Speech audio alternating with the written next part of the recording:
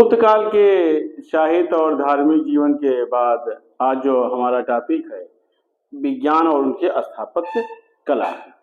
तो जो सबसे पहला पॉइंट है गुप्त काल का वो है विज्ञान का।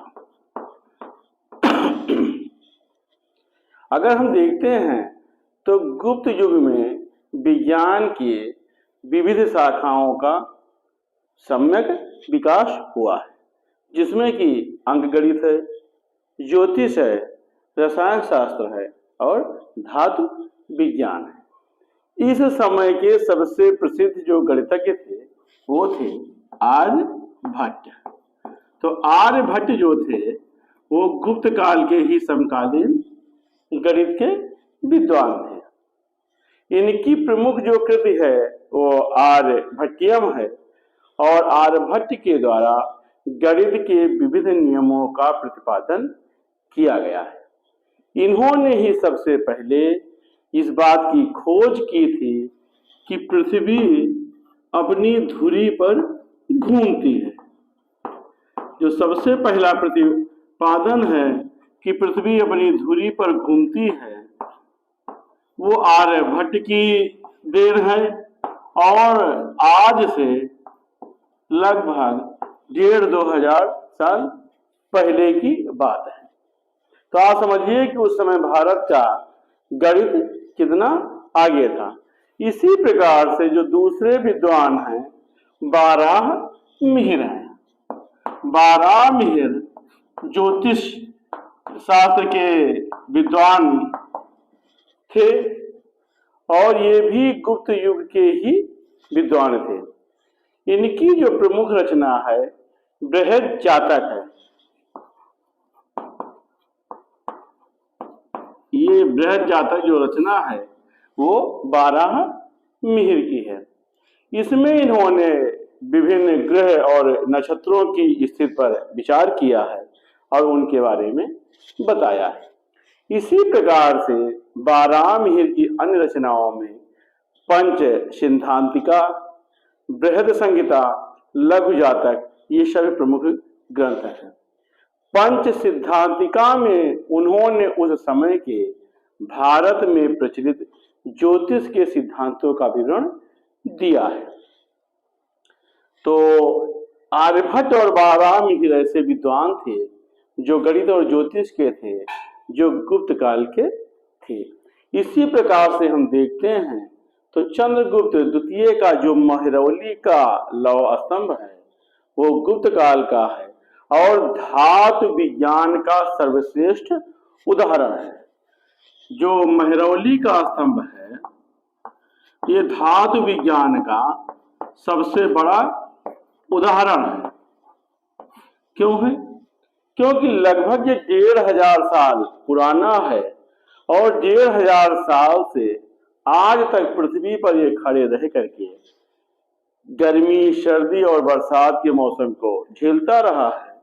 लेकिन इस स्तंभ में आज भी कोई परिवर्तन नहीं है और ये स्तंभ ज्यों का त्यों है। इसमें आज तक किसी प्रकार की कोई जंग नहीं पाई गई है। इस स्तंभ के ऊपर धातु पर जिस पालिश का प्रयोग किया गया है उससे आज के भी धातु विज्ञान के जो वैज्ञानिक हैं वो आश्चर्यचकित हैं। तो महरौली का स्तंभ उस समय के धातु विज्ञान का एक सर्वश्रेष्ठ उदाहरण रहा है। तो गुप्त काल के विज्ञान के बाद जो हमारा अगला टॉपिक होता है वो होता है कला और स्थापत्य।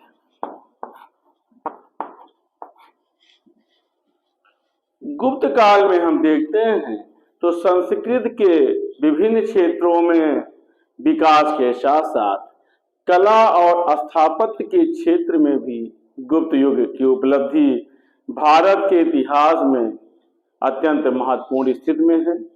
इस काल की जो कला के दृश्य हैं वो ऐसे हैं या चिरस्थायी हैं जो आज भी हमको दिखाई पड़ते हैं।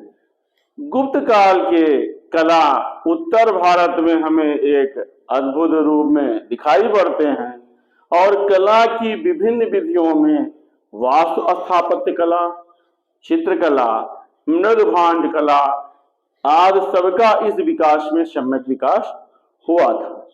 धर्म और कला का एक अद्भुत समन्वय इस काल में हुआ था और इस कला पर, गुप्त काल की कला पर धीरे धीरे विदेशी प्रभाव समाप्त हो गया था और शुद्ध रूप से भारतीय कला इस काल में विकसित हुई थी। कला और स्थापत्य में जो सबसे पहला है, इनकी वास्तुकला के अंतर्गत मंदिर आता है। वास्तुकला मंदिर होता है। गुप्त काल के वास्तुकला में जो इनके मंदिर हैं वो सबसे फेमस रहे हैं। गुप्त कालीन वास्तुकला सर्वोत्तम उदाहरण है अपनी बनावट के और मंदिर के अवशेष आज भी हमको मिलते हैं। गुप्त कालीन मंदिरों का निर्माण प्रायः देखा गया है कि एक चबूतरे के ऊपर किया जाता था और इन चबूतरों पर चढ़ने के लिए चारों तरफ से सीढ़ियां बनाई जाती थी। गुप्त काल के प्रारंभिक अगर मंदिरों को देखते हैं तो उनकी छतें चपटी रही हैं, लेकिन धीरे धीरे इनका विकास हुआ और इन पर शिखर बनाए जाने लगे थे। मंदिर के अंदर देखा गया है चौकोर अथवा वर्गाकार कक्ष बनाया जाता था और जिसमें मूर्ति रखी जाती थी। मंदिर का ये भाग जो चौकोर कक्ष होता था जहां पर मूर्ति रखी जाती थी, ये महत्वपूर्ण भाग होता था जिसे कि गर्भगृह कहते थे और ये तीन तरफ से यू टाइप में दीवार से घिरा रहता था और जो सामने का फ्रंट भाग होता था यह तीन तरफ से रहता था, मूर्ति ऐसे रखी जाती थी और जो सामने का भाग होता था ये प्रवेश द्वार होता था। गुप्त काल के मंदिरों में देखते हैं तो पहले इनके मंदिर बनाए गए उसमें गर्भगृह की जो दीवारें थी वो शादी थी, लेकिन बाद में धीरे धीरे इनमें मूर्ति और अन्य अलंकारिक वस्तुओं से इनको सजाया जाने लगा था, अर्थात विभिन्न प्रकार की मूर्तियां बनाई जाने लगी थी। गर्भगृह के चारों ओर ऊपर की तरफ वो घूमने के लिए या फेरी लगाने के लिए, प्रदक्षिणा करने के लिए मार्ग बना रहता था। इसी प्रकार से गर्भगृह के प्रवेश द्वार पर बने चौखट पर मकर वाहिनी, गंगा और कूर्म वाहिनी अर्थात कछुए पर सवार जमुना की चित्र उत्कीर्ण मिलते हैं। गुप्त काल की अपनी एक विशेषता ये रही है कि इसमें चारों तरफ स्वास्तिक और विभिन्न प्रकार के जो है पवित्र वस्तुएं बनाई जाती थी, जैसे कि मिथुन है, स्वास्तिक है, श्रीवृक्ष है, मंगल कलश है, शंख है, पद्म है, अर्थात ऐसे मांगलिक चिन्ह और प्रतीकों से इनकी दीवारों पर अंकन किया गया है। गुप्त काल में देखा गया है कि जो इनके प्रारंभिक मंदिर थे उसमें गर्भगृह के सामने स्तंभ युक्त एक मंडप बनाया जाता था, लेकिन धीरे धीरे इसमें परिवर्तन हुआ और ये गर्भगृह के चारों तरफ बनाया जाने लगा था। पहले ये सामने की तरफ बनता था, लेकिन बाद में धीरे धीरे चारों तरफ ये मंडप बनाए जाते थे। गुप्त काल में अगर हम देखते हैं तो जैसे सांची का मंदिर है, सांची के महास्तूप के दक्षिण पूर्व के भाग पर बने हुए मंदिर हैं। इन मंदिरों की संख्या लगभग 17 के आसपास रही है और ये गुप्त काल के सबसे प्रारंभिक मंदिर माने गए हैं। इनका आकार छोटा पाया गया है और सांची के इन मंदिरों का जो छत है वो चपटा है या सपाट है और इनका जो गर्भगृह है वो चौकोर है और इनके सामने छोटा स्तंभ युक्त मंडप बना है। इन स्तंभों पर घंटाकृत आरतियां और शीर्ष बने हुए हैं। फिलहाल हम गुप्त काल के कुछ प्राचीन मंदिरों के बारे में अध्ययन करते हैं जो कि उस समय के मंदिर थे और काफी प्रसिद्ध रहे हैं। जो इसमें सबसे पहले है वो है तिगवा का विष्णु मंदिर। चूंकि गुप्त शासक, हमने आपको पहले ही बताया है कि वैष्णव थे और जो तिगवा स्थान है वो जबलपुर मध्य प्रदेश में है। तिगवा का विष्णु मंदिर मध्य प्रदेश के जबलपुर के समीप एक तिगवा नामक स्थान है, वहां पर मिला है। और इसके गर्भगृह का जो व्यास है वो लगभग 8 फुट का है। इसके सामने के जो स्तंभ हैं वो चारों तरफ से घिरे हुए हैं और इनकी छत जो है स्तंभों पर टिकी हुई है। इसी के सामने एक 7 फुट का एक छोटा मंडप बना है। स्तंभों के ऊपर कलश और कलश के ऊपर सिंह की मूर्तियां उत्कीर्ण हैं। इस मंदिर के प्रवेश द्वार के पांवों पर गंगा और यमुना की आकृतियों के साथ उनके मकर और कूर्म वाहन भी उत्कीर्ण मिलते हैं। अगला जो मंदिर है वो है एरण का विष्णु मंदिर।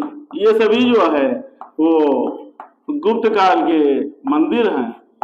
और एरण का जो विष्णु मंदिर है ये भी एमपी में ही सागर जिला है, वहां पर मिला है। ये मंदिर भी मध्य प्रदेश के सागर जिले में एरण नामक स्थान पर मिले हैं और ये मंदिर आज के समय में ध्वस्त हो चुका है। मंदिर के गर्भगृह की दीवार और उनके सामने के 2 स्तंभ आज भी अवशेष रूप में उपस्थित हैं। स्तंभ जो मिला है उस पर शीर्ष, गज या हाथी, सिंह और नरोमुख अर्थात मनुष्य के मुख आदि उत्कीर्ण मिलते हैं, अर्थात उनके मुख या गज या शेर के, हाथी जो भी हैं इनकी डिजाइने उस पर खोदी गई हैं, उनकी खुदाई की गई है, तो वो उत्कीर्ण मिलता है। अगला जो मंदिर है वो है नचना कुठार का पार्वती मंदिर।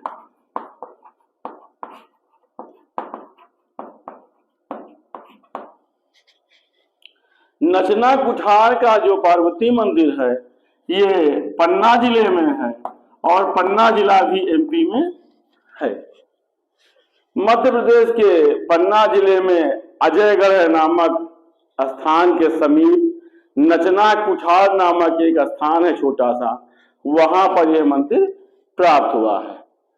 ये मंदिर लगभग 35 फुट वर्गाकार चबूतरे पर बनाया गया है और इसमें जो गर्भगृह है वो लगभग 8.5 फुट चौड़ा है। इसके चारों तरफ ये चारों तरफ जो है बरामदे से ढका हुआ है और इसके चारों तरफ प्रदक्षिणा पथ या फेरी लगाने का मार्ग बना है। गर्भगृह के सामने स्तंभ युक्त इसमें एक मंडल पाया गया है। मंदिर पर चढ़ने के लिए चबूतरे पर चारों तरफ से सीढ़ियां या सोपान बनाए गए हैं। मंदिर की छत इसमें सपाट है और गर्भगृह की दीवारों पर उनको विभिन्न अलंकारिक जो है चित्रों से सजाया गया है। अगला जो मंदिर है वो है भूमरा का शिव मंदिर।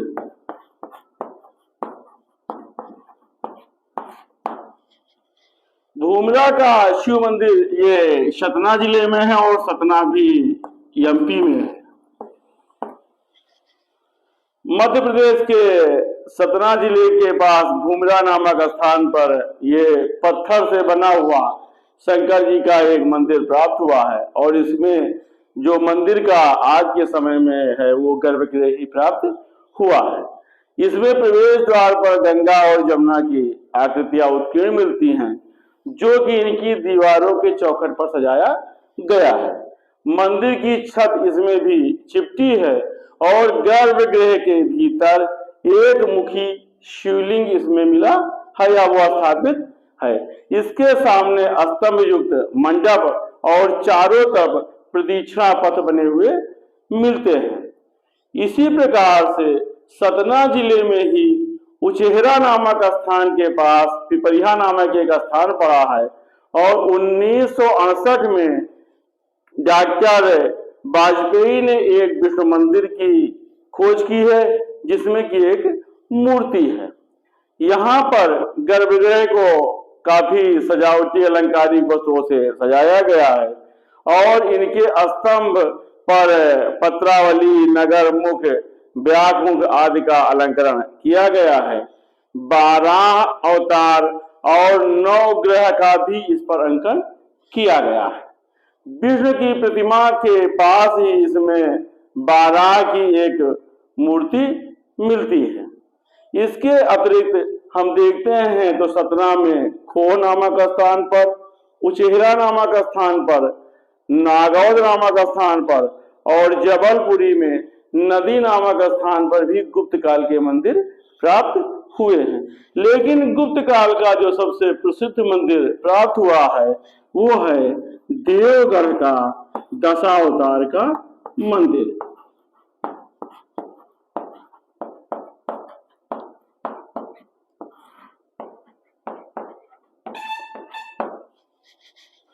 देवगढ़ का दशावतार का मंदिर मध्य प्रदेश में नहीं है और ये ललितपुर नामक स्थान पर है, जो कि लगभग मध्य प्रदेश से ही सटा हुआ उत्तर प्रदेश का जिला है। ये ललितपुर या आज का मान लीजिए कि वो प्राचीन झांसी जिले का जो है देवगढ़ नामक स्थान है, वहां पर यह मंदिर प्राप्त हुआ है। इन सभी मंदिरों में हम देखते हैं, हमने आपको बताया कि देवगढ़ का दशावतार मंदिर सर्वाधिक सुंदर है। इसमें गुप्त मंदिरों के जो जितनी भी विशेषताएं हैं इस दशावतार मंदिर में पाई गई हैं। इसमें ऊपरी भाग नष्ट हो चुका है, लेकिन मंदिर का निर्माण एक ऊंचे और काफी चौड़े चबूतरे पर किया गया है। मंदिर के गर्भगृह पर प्रवेश द्वार जो है उसको काफी आकर्षक और वो काफी कलापूर्ण है और इसमें जो है द्वार पर नदी और देवी देवताओं की मूर्तियां उत्कीर्ण हैं। इस मंदिर की दीवारों पर शेषनाग की सैया पर शयन करते हुए भगवान विष्णु का चित्र है, नर नारायण का चित्र है, गजेंद्र मोक्ष का चित्र है, अर्थात इन सभी दृश्यों को उत्कीर्ण किया गया है। रामायण और महाभारत के कई मनोरम दृश्य इस पर अंकित हैं। इसी प्रकार से गर्भगृह के ऊपर इसमें पिरामिड नुमा एक ऊंचा तिहरा शिखर मिलता है और इसके चारों तरफ चैत्याकार कीर्तमुख बने हुए हैं। अन्य मंदिरों की भांति इस मंदिर की भी छत सपाट है और मतलब इस मंदिर की भी छत सपाट मिलती है और ये मंदिर जो है गुप्त काल का सर्वश्रेष्ठ या सुंदर मंदिर है। इसे गुप्त काल के उत्कृष्ट वास्तु का एक नमूना माना गया है और इस मंदिर ने गुप्त काल के अन्य सभी मंदिरों में जो तत्व थे या जो विशेषताएं थी उसको अपने में ग्रहण किया है। इसके बाद जो अगला मंदिर है वो है भीतर गांव का मंदिर।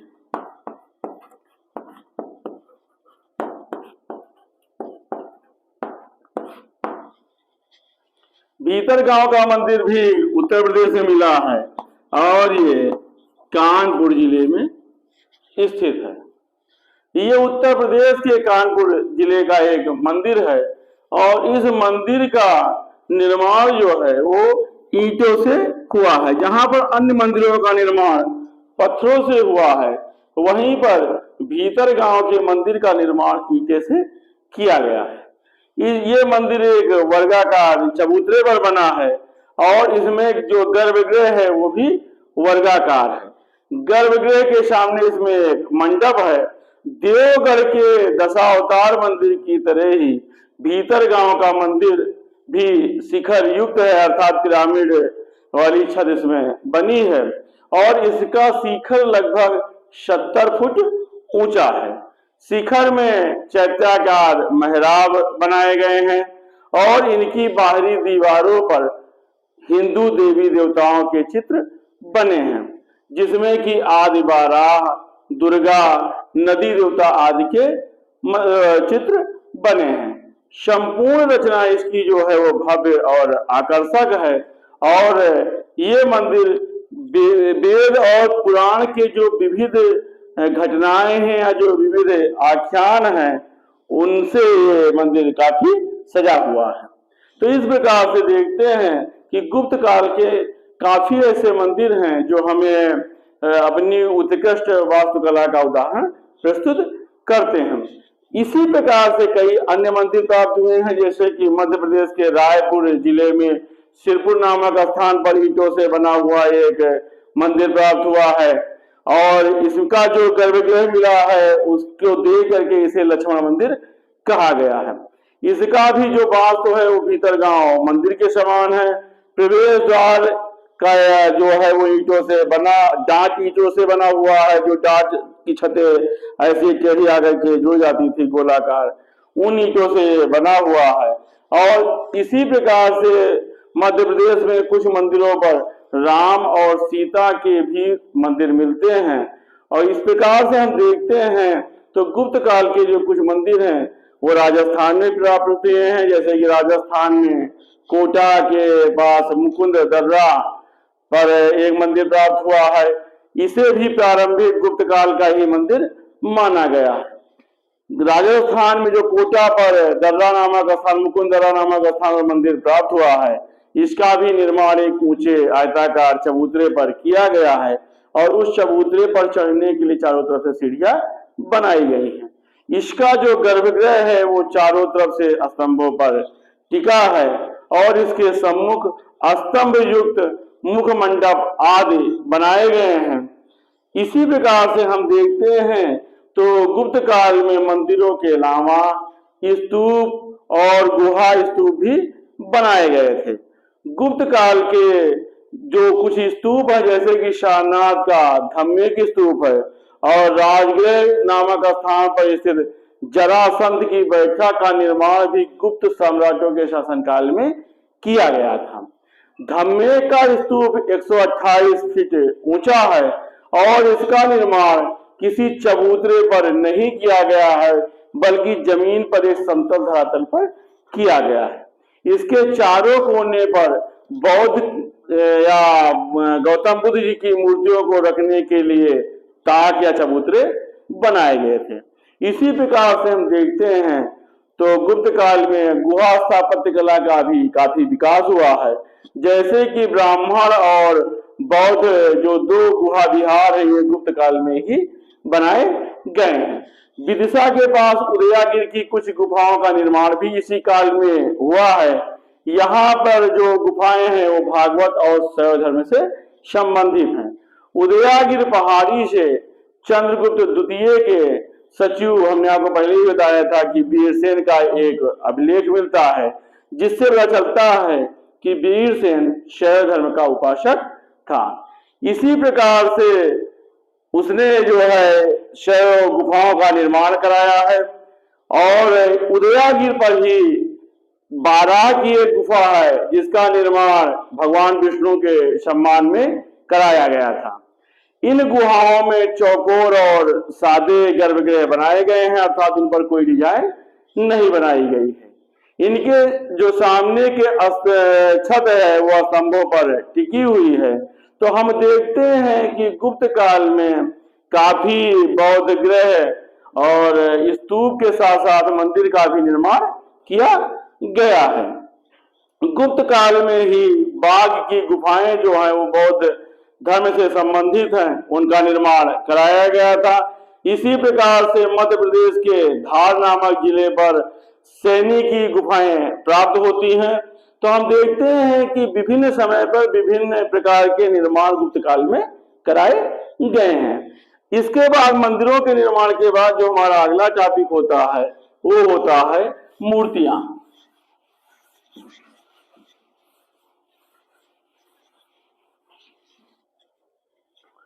गुप्त काल में कुछ मूर्तियों का भी निर्माण कराया गया है।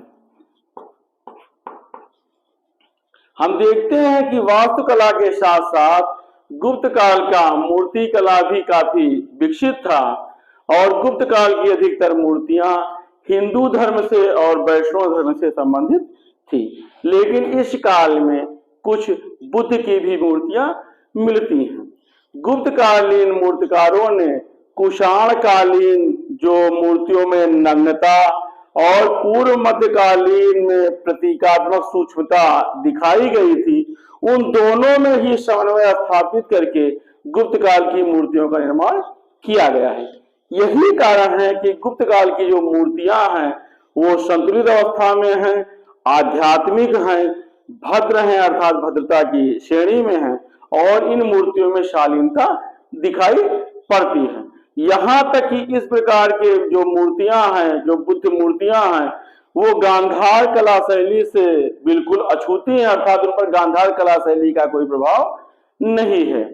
कुषाण कालीन मूर्तियों के विपरीत गुप्त कालीन मूर्तियां प्रभा मंडल से अलंकृत हैं।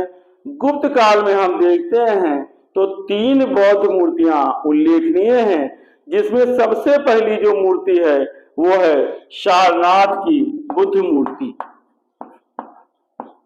सारनाथ की बुद्ध मूर्ति ये गुप्त काल की ही मूर्ति है। इसके बाद जो दूसरी मूर्ति है वो है मथुरा की बुद्ध मूर्ति।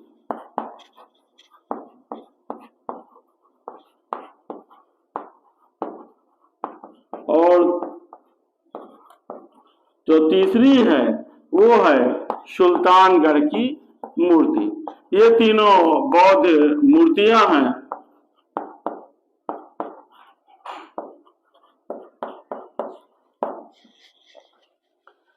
अगर हम देखते हैं तो जो सारनाथ की मूर्ति है, ये मूर्ति आज के समय में भारत में नहीं है और बर्मिंघम नामक संग्रहालय में जो इंग्लैंड में है वहां पर सुरक्षित है।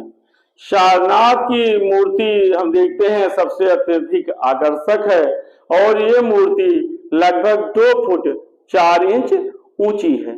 इस मूर्ति में बुद्ध जी पद्मासन की अवस्था में विराजमान है और उनके सिर पर अलंकृत प्रभामंडल बना हुआ है। इस मूर्ति में बुद्ध जी के बाल घुंघराले हैं और कान जो है काफी लंबे हैं। उनकी जो दृष्टि है वो नाक के अग्रभाग पर टिकी हुई है। ये धर्म चक्र प्रवर्तन मुद्रा में है। इस मूर्ति को कलाकार ने बनाते समय बुद्ध जी के शांत और निष्प्रिय भाव को दिखाया है और उसको दिखाने में उसे वास्तव में सफलता मिली है। इसलिए इसकी आध्यात्मिकता, अभिव्यक्ति, गंभीर मुस्कान और शांत अवस्था में ध्यान मुद्रा में भगवान बुद्ध की मूर्ति भारतीय कला का सर्वोच्च सफलता का उदाहरण है। इसी प्रकार से जो मथुरा की बुद्ध मूर्ति है, ये मूर्ति अपने विशेषताओं के कारण इसलिए उल्लेखनीय है क्योंकि मथुरा की ये मूर्ति खड़ी अवस्था में है। इस मूर्ति की जो ऊंचाई है वो 7 फुट 2.5 इंच है और यहाँ पर 2 मूर्ति प्राप्त हुई है। पहली मूर्ति जो मथुरा के जमालपुर नामक स्थान से प्राप्त हुई है, इसमें बुद्ध के कंधों के ऊपर सपाटी है, उनके बाल घुंघराले हैं, कान लंबे हैं और उनकी दृष्टि नासिका के अग्रभाग पर टिकी हुई है। उनके मस्तक के पीछे गोल अलंकृत प्रभा मंडल है। इसी में जो मथुरा में बुद्ध की जो द्वितीय मूर्ति पाई गई है, द्वितीय मूर्ति में उनके मुख की शांति तथा ध्यान मुद्रा दर्शनीय है। बुद्ध की मुद्रा इसमें शांत है और गंभीर है तथा उनके चेहरे पर मंद मुस्कान के भाव को दिखाया गया है। तो इस प्रकार से हम देखते हैं तो गुप्त काल के ये मथुरा और सारनाथ के मंदिर, ये सारनाथ में जो बुद्ध की मूर्तियां पाई गई हैं काफी उत्कृष्ट कोटि की पाई गई हैं। और जो तीसरी मूर्ति है वो बिहार के सुल्तानगढ़ में जो कि भागलपुर जिले में स्थित है वहां पर मिली है। ये ताम्र से बनी हुई मूर्ति है और लगभग 7.5 फीट ऊंची है। इसमें बुद्ध के बाएं हाथ में शंघाज है और दायां हाथ जो है वो अभय की मुद्रा में है। इसमें जो बुद्ध के बाएं हाथ में शंघाज है वो उनके पैरों तक लटक रहा है।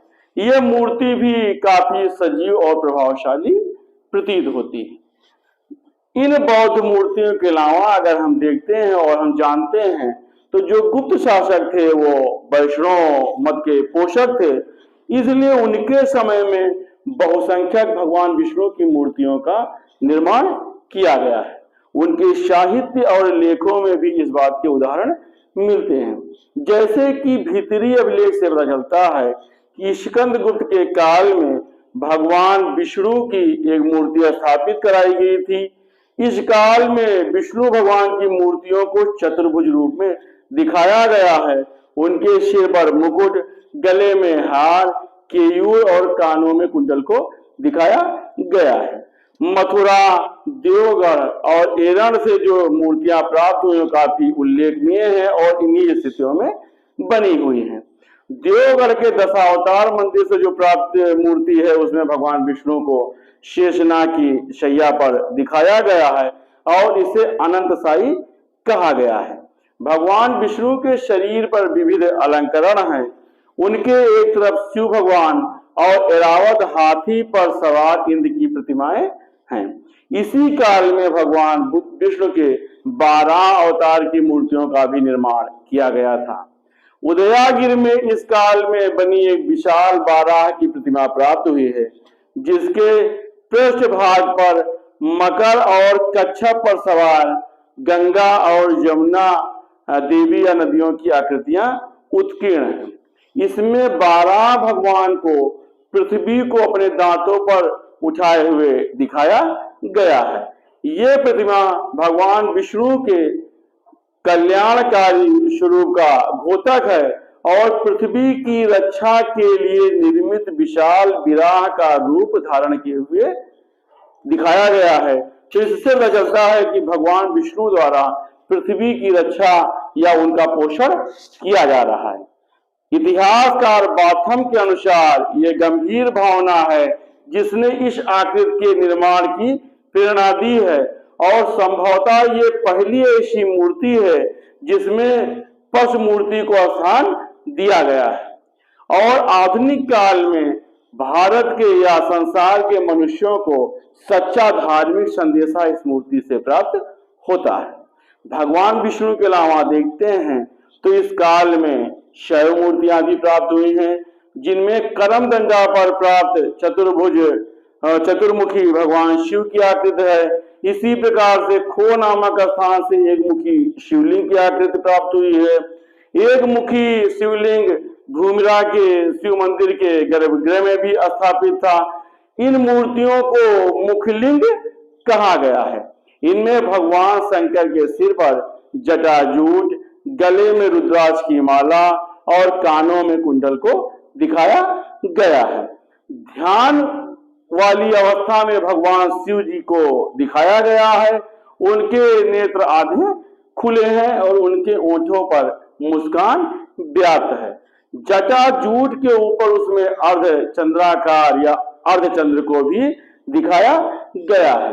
भगवान शिव की मूर्तियों को जहां पर हम शिवलिंग के रूप में देखते हैं उसमें भगवान के मुखमंडल को दिखाया गया है और मुख लिंगों की रचना उस समय के सबसे आकर्षक स्वरूप को दिखाती हैं। तो हम देखते हैं कि इस काल में काफी मूर्तियों और वास्तु के क्षेत्र में जो है गुप्त काल काफी आगे रहा। इसके बाद जो हमारा अगला टॉपिक होगा वो गुप्तकालीन चित्रकला होगी।